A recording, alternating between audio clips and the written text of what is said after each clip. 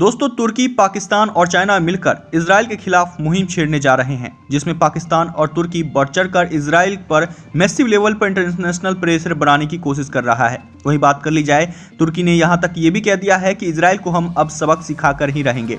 वहीं जानते हैं इस पूरे मामले में इस वीडियो को, तो दोस्तों इस वीडियो को शुरू से अंत तक देखें। हेलो दोस्तों, मेरा नाम है राजीव और आप लोग देख रहे हैं टुडे हिंदुस्तान न्यूज।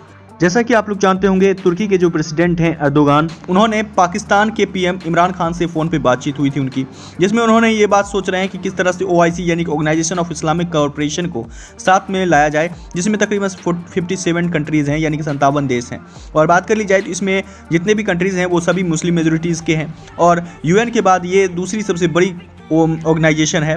वहीं इजराइल पर तुर्की और पाकिस्तान इंटरनेशनल प्रेशर बनाने के लिए UN में इमरजेंसी बैठक करने की प्रयास में लगे हुए हैं और इसके लिए वो चीन का भी सहयोग ले रहे हैं। बात कर ली जाए, चीन खुद उइगर मुसलमानों पर अत्याचार करता है, जो कि पूरी दुनिया से छिपी नहीं है। वहीं तुर्की और पाकिस्तान अब चीन से मदद चाहते हैं। वहीं चीन भी इस मामले में पीछे नहीं हटा। जी आपको बता दें कि चीन भी चाहता है कि इस तरह का वॉर छिड़े, जिसमें पूरी OIC भी शामिल हो। और बात कर ली जाए, पाकिस्तान हो या तुर्की हो या बाकी की जितनी भी कंट्रीज हों, जी हाँ, जो भी इस वॉर में शामिल होंगे उनको हथियार की जरूरत पड़ेगी और चीन वो हथियार सप्लाई करेगा, चीन वो हथियार बेचेगा। वहीं दूसरा पॉइंट ऑफ व्यू ये भी है कि जितनी भी OIC कंट्रीज हैं, जी हाँ, ऑर्गेनाइजेशन ऑफ इस्लामिक कंट्रीज, तकरीबन उसमें 57 कंट्रीज हैं, अगर वो सारी कंट्रीज इजराइल के खिलाफ खड़ी हो जाती हैं तो ऐसे में चीन उसका काफ़ी बड़ा फायदा उठाएगा और यहाँ तक कि OIC में अपना एक लीडरशिप जो है उसमें स्थापित करने की कोशिश करेगा, जिससे जितनी भी मुस्लिम मेजोरिटीज़ की जितनी भी कंट्रीज़ हैं वो चाइना की बात सुनने लगेंगी। दोस्तों, इसको लेकर काफ़ी बड़ी रिपोर्ट्स आई हैं, इकोनॉमी टाइम्स की भी रिपोर्ट्स आई हैं, बहुत सारी जो बड़ी बड़ी मीडिया आउटलेट्स हैं उन्होंने ये रिपोर्ट दी है।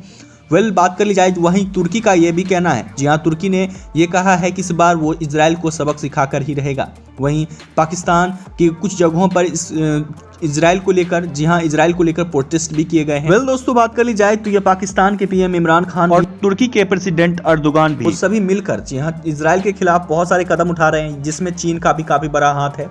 और बात कर ली जाए तो OIC में बहुत सारी कंट्रीज़ हैं और इन कंट्रीज़ को भी पता है कि भाई गलती एक तरफ की नहीं है बल्कि दोनों तरफ की है, कहीं ना कहीं इन दोनों ने ही गलती की है। और बात कर ली जाए तो इसमें जहां पैलेस्टाइन की तरफ से हमास नाम के आतंकवादी संगठन ने गाजा पट्टी से इजराइल पे हमला किया, वहीं इजराइल ने भी खुद को डिफेंड करने के लिए अपने आयरन डोम और जैसे हथियार का इस्तेमाल किया, जो कि हमास नाम के आतंकवादी संगठन की तरफ से जो मिसाइल छोड़े जा रहे थे इजराइल की तरफ, उसको हवा में ही नस्ते नाबूद कर देता था, उसे जमीन पर नहीं गिरने देता था। जी आपको बता दें कि तकरीबन 1500 प्लस, जी हाँ, मिसाइल्स दागे गए थे हमास की तरफ से और इजराइल पर गिरने वाला था, लेकिन उसमें काफ़ी कम ही मिसाइल्स गिर पाए क्योंकि सबको हवा में ही नस्ते नाबूद कर देता था इजराइल का आयरन डोम। और वहीं बात कर ली जाए तो इसमें इजरायली लोगों का भी काफ़ी ज़्यादा कैजुअलिटी उठाना पड़ा, उन्हें भी काफ़ी ज़्यादा इसमें कैजुअलिटीज़ हुई, काफ़ी ज़्यादा इंजरीज हुई। वहीं दूसरी तरफ बात कर ली जाए, इजराइल ने खुद को डिफेंड करते करते, यहीं तो नहीं था कि सिर्फ इजराइल खुद को डिफेंड करता ही रहे, यहाँ तक कि उसे जवाबी कार्रवाई भी करनी थी, उन आतंकवादियों संगठनों पर भी अपना एक लगाम लगाना था, जिसके लिए इजराइल ने भी हमला किया। जिसके बाद उन्होंने कई सारे उनके आतंकवादी के जो कमांडर थे, जी हाँ, उनको निस्ते नाबूद कर दिया, जिसकी तस्वीरें भी आप मेरे स्क्रीन पर देख सकते हैं। वहीं आतंकवादियों के कई सारे टनल्स बर्बाद कर दिए, उनके जो हथियार के स्टोरेज थे उन सभी जगहों को बर्बाद कर दिया और यहाँ तक कि आतंकवादी जो कि मदद मांग रहे थे, अगर कहीं से मदद मंगवा रहे थे, हथियार मंगवा रहे थे, उन सभी सिस्टम्स को ही ठप कर दिया, उन सभी बिल्डिंग्स को ही तबाह करके बर्बाद कर दिया। जिसमें बात कर ली जाए, जहाँ पर आतंकवादी संगठन के काफ़ी सारे जो आतंकवादी थे वो मारे गए, उसमें बात कर ली जाए तो गाजा पट्टी के कुछ लोग भी इस हमले का शिकार हो गए। दोस्तों, बात कर ली जाए तो दोनों तरफ से, जी हाँ, मोटे तौर पे कहा जा सकता है दोनों तरफ से कैजुअलिटीज़ हुई, यहाँ तक कि जान माल का नुकसान भी हुआ। वहीं कुछ बड़ी ऑर्गेनाइजेशन और बड़ी कंट्रीज़ का काम होता है कि अगर दो बंदे लड़ रहे हों तो उन्हें शांत कराया जाए, ना कि और बंदे को लाकर और भी ज़्यादा उस लड़ाई को गंभीर रूप दे दिया जाए। तो ऐसे में दोस्तों बिल्कुल वही काम कर रहा है पाकिस्तान और तुर्की। जी हाँ, इस मौके पर दोनों कंट्रीज़ को शांत कराने के वजह उनका ये काम है कि वो OIC को इसमें सम्मिलित करें, जी हाँ, और उस सम्मिलित करने के बाद वो इजराइल पर हमला करें। और दोस्तों, बात कर ली जाए तो इसमें चीन भी अपना बड़ा फायदा सोच रहा है और इसीलिए वो पाकिस्तान और तुर्की का साथ भी दे रहा है।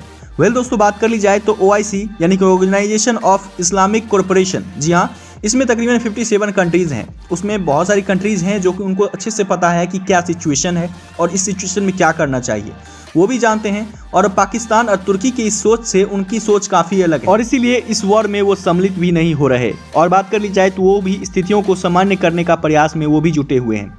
वेल दोस्तों, बात कर ली जाए तो इसमें तुर्की और पाकिस्तान इसमें आग को हवा देने का प्रयास कर रहा है।